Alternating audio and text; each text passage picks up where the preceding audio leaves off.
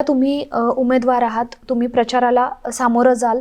तुमचं व्हिजन काय असणार आहे? तुम्हाला काय करायला आवडेल आणि मुळात काय समस्या आहेत तुम्हाला आधी असं वाटतं? समस्या म्हणण्यापेक्षा मी ज्यावेळेस प्रत्येक गावात भेटी दिल्या, गाव दौरा केला, त्यावेळेस नवला कुंभऱ्यात ज्यावेळेस ठाकर वस्तीत गेलो, त्यावेळेस त्या लेडीज म्हणल्या की आमच्याकडे सगळे नेते येतात, बघतात, हा हा करू करू म्हणतात, पण ताई आम्ही सांगू का की आमच्या मुलं आम्ही पण असं उघड्यावर जातो, आम्हाला स्वच्छतागृह नाही आहेत, आम्ही पण माणसंच आहे, आम्हाला पण काय पाहिजे.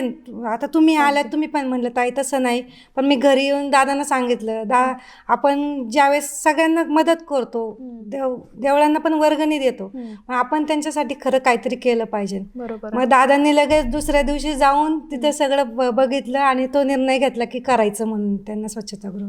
त्या लेडीज इतक्या खुश झाल्या की खरंच आमच्यासाठी आज कुणीतरी पाहिलं, आमच्या समस्या कोणीतरी जाणून दखल घेतली कोणीतरी, नाहीतर नुसती आश्वासनं देणारी खूप आहेत. फक्त शब्द नाही दिला, तो पाळला पण आणि पूर्ण पण केला.